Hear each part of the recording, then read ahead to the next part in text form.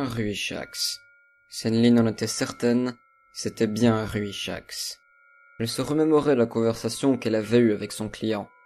Même s'il ne lui avait pas avoué avoir usé de nécromancie, rien que la description qu'il lui avait fournie de la créature lui mettait la puce à l'oreille. Tout comme le moment où il avait insisté sur le fait qu'il avait tué le monstre à coups de hache. Ce, avant de l'enterrer au fond du jardin, pour le retrouver errant, en vie, quelques jours plus tard.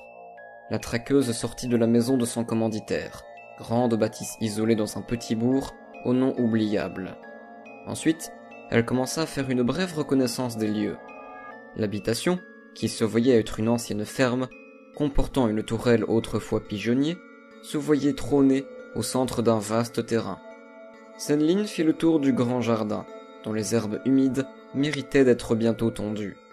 Des arbres étaient posés çà et là. Un platane, un cerisier, plusieurs pommiers de diverses variétés. Elle trouva aussi un potager, puis, bien plus loin, la fosse ouverte d'où s'était extirpée la monstruosité. Le terrain était majoritairement délimité par un vieux muret de pierre qui nécessiterait d'être restauré. Il y avait même quelques moutons au-delà de celui-ci. Toutefois, le côté ouest se voyait refermé par un petit bois dont les premiers arbres s'avançaient fièrement. D'après son client, un certain Oscar, la créature s'y cachait en journée pour venir rôder la nuit. Il avait même ajouté que ces derniers jours, les animaux de ses voisins disparaissaient, alors que plusieurs de ses propres poules aussi s'étaient volatilisées. Il soupçonnait donc à juste titre que le monstre était derrière tout ça. Senline ajusta le col de sa combinaison kaki et entra dans la forêt, non sans être terriblement prudente. Elle avait la main sur son SIG Sauer, prête à en faire usage, même s'il ne demeurait pas des plus efficaces contre un Ruishax. Néanmoins, ces créatures n'attaquaient pas en plein jour. Pas parce qu'elles craignaient la lumière, mais plutôt car elles devaient se sentir plus vulnérables. Du moins, c'est ce que la chasseresse supposait. Oscar l'avait aussi informé qu'il y avait un cours d'eau dans les parages. Senline se devait de le trouver avant de débuter la chasse à proprement parler. Après avoir traversé quelques mètres de fougères et de terre boueuse, garnie de feuilles et de mousse, la traqueuse entendit l'agréable murmure d'eau s'écoulant. Elle poursuivit sa route et tomba sur une petite rivière à l'eau si transparente et cristalline qu'elle pouvait en apercevoir le fond. Elle pouvait même considérer qu'en son centre, la profondeur devait être entre 1 mètre et 1 mètre 50. C'était largement suffisant pour son usage. Le courant, quant à lui, ne semblait pas très fort. La chasseresse suivit des yeux un petit morceau de bois flottant.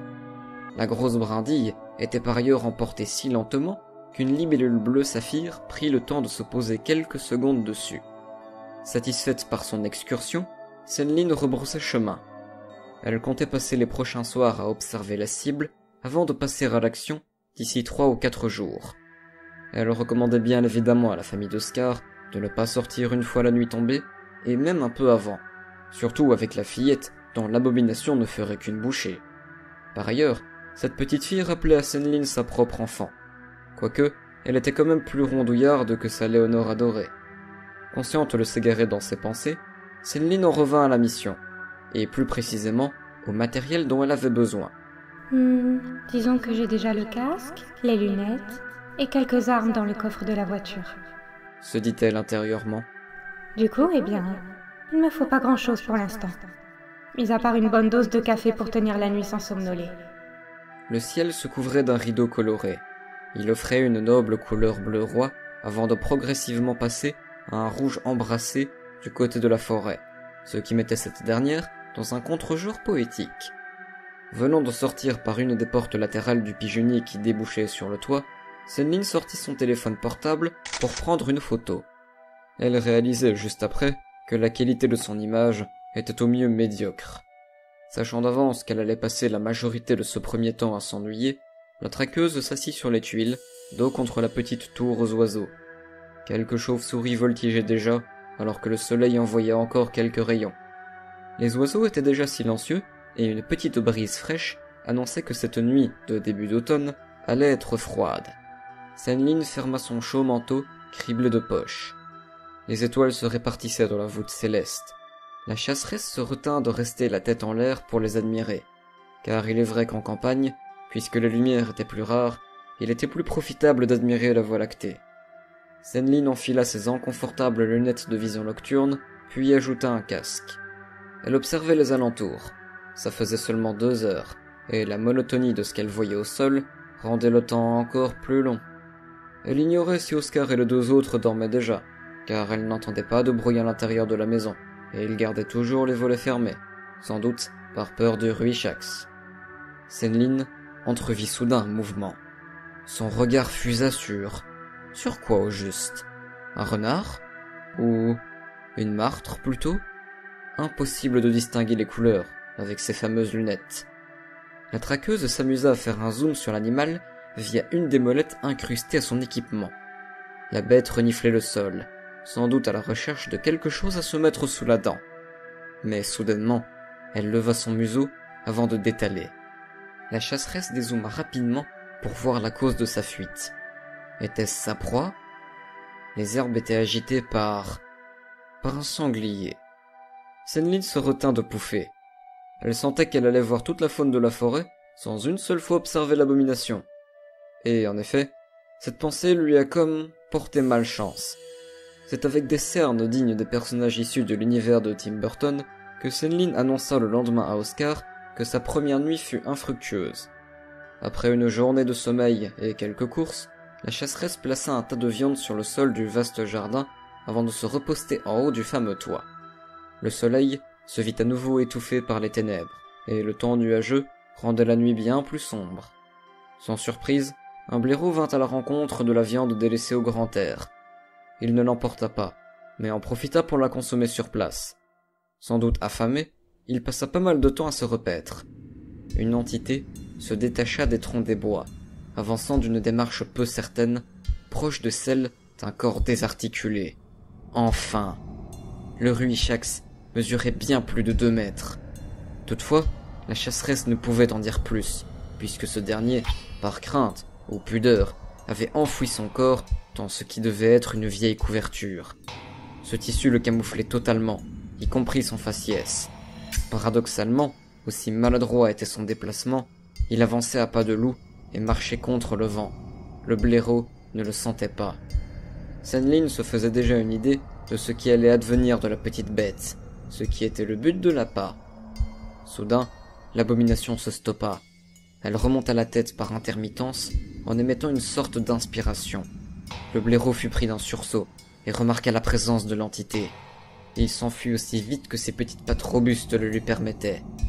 La chose bipède resta sur place, ne le suivant même pas de la tête. Non, elle demeurait immobile. Puis lentement, sa capuche se releva dans la direction de la femme qui l'observait. Un sinistre grincement sortit de l'abomination, confirmant qu'elle avait repéré cette espionne inquiétante. Senlin ne s'imaginait pas devoir se battre dès ce soir, surtout sur un toit. Le monstre fit quelques pas en sa direction, toujours en bas. La chasseresse se redressa, se demandant s'il était seulement capable de la rejoindre. La chose cracha un autre râle effrayant. Une lumière violacée sortait des fentes verticales perdues dans l'obscurité de la couverture recouvrant sa tête. Senlin serra les dents. Sur elle, il n'y avait que le pistolet semi-automatique et un couteau de survie. Elle aurait dû prendre une bonne machette en plus. Soudain, l'entité recula furtivement, sous la grande stupéfaction de la traqueuse. L'abomination ne tourna pas le dos avant qu'elle ne fût parvenue à l'orée du bois dans lequel elle disparut. Bien que Senlin avait en effet observé la créature et confirmé ses hypothèses la concernant, elle n'avait que peu d'idées sur cette dernière. Le lendemain, après une longue matinée de sommeil, Senlin partit faire un tour en animalerie. Elle adopta un grand lapin. Ensuite, elle fit un bref passage chez elle pour récupérer sa fameuse machette. Une bonne hache, une épée à 2 mains, ou même une pelle, fonctionnait plutôt bien contre les Ruishax, créatures souvent pleines de trous, qu'il est plus facile de louper que de toucher avec une arme à feu.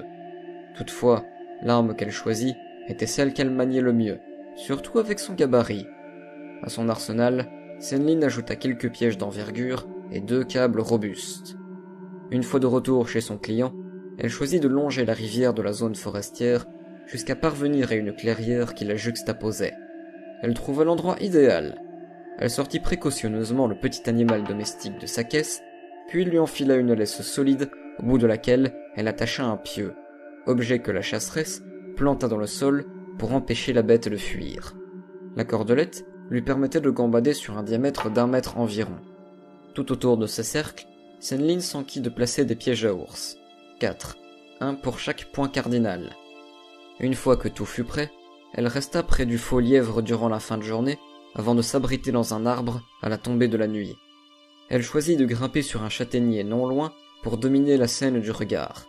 Les branches basses lui permirent d'aisément l'ascensionner sans même user de son matériel. Ce soir, l'astre lunaire n'était caché par aucun nuage. Une faible lumière passait entre les nuages maigrissants, offrant un doux éclairage fantomatique. Le lapin tenta inutilement de ronger sa laisse, puis se mit en boule, semblant somnoler malgré sa possible inquiétude. Cette clarté, ne suffisant pas à Senlin pour bien voir, elle dut reprendre ses lunettes tout en se remarquant silencieusement qu'il faudrait qu'elle se coupe à nouveau les cheveux. Ce n'était pas la première fois qu'elle se faisait cette remarque, à cause de ces maudites mèches brunes qui prenaient parfois la décision d'obstruer sa vue. Elle les éloigna tout en réajustant le casque sur sa tête. À son grand soulagement, ce petit moment d'inattention ne fut pas suffisant pour que quelque chose d'inattendu ne survienne. Senlin patientait, cela faisait partie de son métier après tout. À une heure particulièrement avancée de la nuit, une biche passa, puis 2 sangliers, et plus tard encore, un renard s'approcha du lapin. Il était accompagné par 2 petits. Merde, ce n'est pas eux que je voulais. Elle chercha autour d'elle quelque chose à leur lancer, pour les faire partir. Elle tendit la main vers de petites branches qu'elle allait prendre le risque de craquer. Un bruit la fit tressauter avant que sa main ne les empoigne. Son regard se dirigea vers la clairière. La famille de Goupil avait disparu, et à la place se tenait un haut tas de draps. L'abomination s'approchait de l'appât qui ne dormait toujours pas. Il n'y avait pas une once de vent. Tout était d'un tel silence que Senlin culpabilisait presque de respirer. Un ululement meubla l'ambiance sonore alors que le Ruichax arriva au lapin sans mettre le pied dans l'un des pièges que la chasseresse avait si bien dissimulés. Les avait-il aperçus? Ou était-ce purement et simplement le fruit du hasard? Devait-elle tenter de le descendre, au risque de le voir s'enfuir et devenir encore plus méfiant, tout en sachant qu'une balle ne le stopperait pas forcément? N'arrivant pas à se décider, la traqueuse opta pour patienter, délaissant l'appât. L'entité s'accroupit près de la petite créature et la saisit de sa main osseuse. La petite bête, terrifiée et déboussolée, s'éveilla avec quelques couinements paniqués. Le monstre se dressa, tout en tranchant la laisse avec son second bras, qui n'était fini que par un radius aiguisé. Le tissu sur ses épaules tomba, dévoilant la carcasse vivante qu'était cette abomination. Ce n'était rien d'autre qu'une silhouette osseuse et déchiquetée. Sa peau et sa chair semblaient réparties de manière aléatoire. Ses côtes ouvertes vers l'extérieur ne retenaient plus ses organes vitaux, pendants, qui n'étaient rattrapés que par quelques lambeaux de viande putride. Ses pieds n'étaient que 2 pics, comme s'il n'y avait plus rien après ses tibias sectionnés. Senlin ne comprenait même pas comment cette chose pouvait tenir debout. 3 membres, identiques à des pattes d'insectes, étaient implantés dans sa colonne vertébrale, alors que quelques mèches de longs cheveux virevoltaient depuis une petite zone à l'arrière de son crâne, d'où partait aussi une sorte de répugnant tube organique. On dit que l'apparence d'un Ruichax possède un lien avec l'état du corps du défunt dont venait la dépouille. Senlin ne pouvait que s'interroger sur ce qu'il s'était passé. Elle se rendait compte à quel point la description d'Oscar était loin de l'horreur de la réalité. L'animal tentait inutilement de se débattre afin d'échapper à la poigne de fer du prédateur cadavérique. Ce dernier approcha le lapin de son torse comme pour lui faire une étreinte. Puis d'un coup, ses côtes se refermèrent comme des dents impitoyables. Un couinement déchirant résonna, accompagné d'un son répugnant d'eau broyée. La chasseresse serra juste les dents, mais il y a quelques années, elle aurait eu un haut cœur. Devait-elle en profiter pour descendre et attaquer? Elle craignait qu'il soit trop attentif. Non, ce n'était pas encore le bon moment. L'ossature de l'abomination se referma davantage. Elle avait totalement absorbé la proie, ne recrachant aucun déchet. L'entité attrapa la vieille couverture qui lui servait de vêtement et dissimula de nouveau son corps. Elle se détourna, prête à faire demi-tour. Senlin devait bouger, mais un cliquetis retentit. Un bruit métallique se déploya. Un tibia se brisa. Un monstre s'effondra. Un crâne cogna brutalement sur un sol humide. La chasseresse sauta de son perchoir, sa machette en main et un sourire sur les lèvres. Puis, poussée par l'adrénaline, elle fonça vers la créature qui peinait à se relever. Sa jambe s'était complètement sectionnée sous la force du piège à ours. Senlin usa de l'élan de sa courte course pour donner un coup plus puissant que jamais. La chose eut à peine le temps de relever le visage vers son agresseuse qu'une lame se fichait entre ses fentes luisantes. Sa tête rencontra à nouveau la terre. En guise de prévention, la traqueuse ôta son arme de la chair infecte pour lui donner un second coup, puis un troisième. De la boîte crânienne, désormais ouverte, à l'air libre, se répandait un liquide sombre, ainsi qu'une puissante lumière que la femme devinait d'un violet spectral. Ces monstruosités pouvaient rapidement se régénérer, et tout était loin de s'achever. Ce n'était même que le début du protocole pour l'éliminer. Senlin ouvrit le sac contenant son matériel pour en dénicher des câbles solides. Après avoir retiré le dégoûtant tissu qui recouvrait le Ruishax, elle le ligota aussi vite que possible, lui nouant les jambes entre elles, les bras dans le dos, et prenant soin de bien refermer ses côtes menaçantes. Les protubérances de son dos furent plaquées contre celui-ci. Une fois cela fait, elle traîna le monstre vers la rivière. Son corps osseux s'accrochait aux racines et aux plantes, rendant cette étape bien plus fatigante qu'elle ne l'aurait imaginé. Mais, une fois arrivée au bord de la rive, il devint bien plus aisé à tracter. Elle poussa la créature nécromantique dans l'eau glacée. Son corps coula presque immédiatement comme une lourde pierre. Senlin entreprit ensuite de s'éloigner de la berge, soupirant de soulagement, son travail enfin terminé.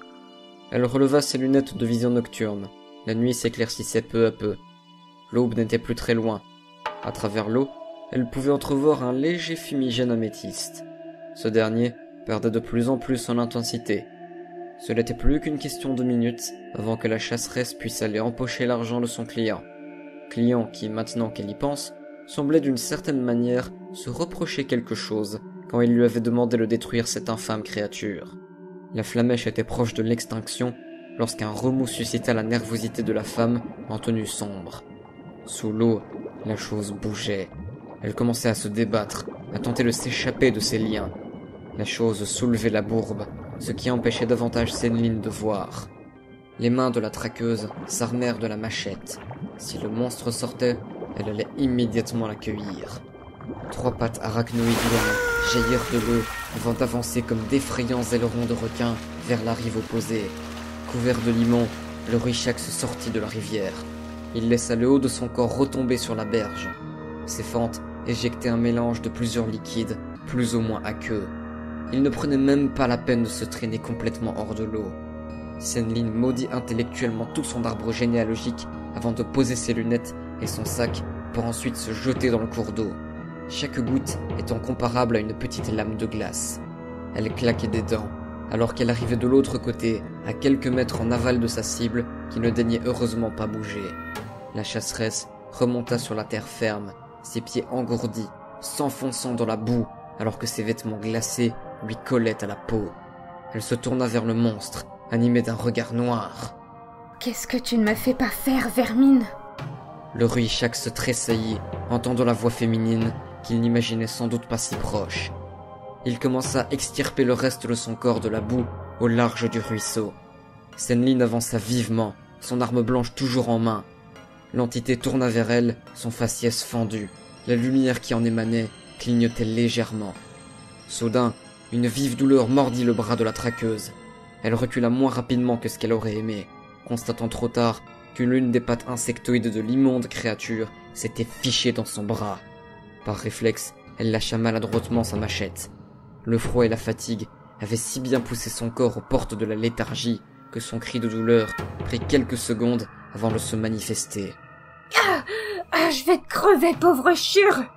La chasseresse plaqua inconsciemment sa main sur la plaie ouverte dont le saignement l'inquiétait déjà. Le Ruishax tremblait. Cette chose avait-elle froid, peur Les deux? Difficile à dire. Et quoi qu'il en soit, Senlin s'en fichait totalement. Le monstre, toujours allongé sur le ventre, poussa sur ses maigres biceps pour tenter de se relever. Mais ce fut un échec cuisant. Il semblait avoir perdu une part de ses fonctions motrices, et sa jambe coupée lui entravait la possibilité de fuir dans le cas miraculeux où il aurait pu se lever. La chasseresse poussa un soupir de lassitude. Elle s'approcha de nouveau du monstre, gardant un œil attentif aux membres qu'il avait blessés. Et en effet, dès qu'elle fut à portée, il ne se retarde pas d'à nouveau tenter de lui percer la peau. Sans complication, Senlin évita leur assaut dont la trajectoire était lente et prévisible. Elle s'accroupit et récupéra sa machette avant de se redresser. Avec des coups fluides et calculés, elle vient sectionner une à une les 3 pattes répugnantes qui sortaient du dos du monstre. Elle se fendait avec un bruit de bambou brisé. Senlin ne s'attendait pas à une telle fragilité. Un grincement pitoyable sortit de ce qui aurait pu être les cordes vocales du Ruishax, puis un grognement douloureux, et enfin, un son bien différent. Une voix d'outre-tombe, sortie du plus profond des abysses ou de la fosse d'un caveau oublié. J'ai mal. Senlin se retint de ricaner devant cette simulation d'innocence. Ne t'inquiète pas, bientôt tu ne souffriras plus, annonça-t-elle en le tirant de nouveau vers l'eau. Les griffes de son unique main se plantèrent inutilement dans la fange. Non, froid. Oui, je sais que c'est froid. Moi aussi j'ai froid. Lui cracha égoïstement son agresseuse. La colonne vertébrale de l'entité se tordit légèrement pour obliger la chasseresse à le lâcher. Mais ce ne fut pas suffisant pour arriver au bout de sa poigne. Les dents de la traqueuse s'entrechoquaient et la plaie de son bras lui donnait l'impression de muter en brûlure givrée. Le monstre reprit. Je ne veux pas. Une vaguelette étouffa sa phrase. Une fois passé, il reprit vivement de sa voix mourante. Je ne peux pas disparaître. Tu n'étais même pas censé exister, ordure. Avec un dernier effort, elle l'entraîna dans l'eau, mais le niveau ne dépassait pas 30 centimètres. Ne se voyant pas retourner au beau milieu de la rivière, elle retournait jusqu'à lui pour venir appuyer de son poids sur son dos. La chose se retrouva immergée. Ses côtes s'enfoncèrent dans le limon.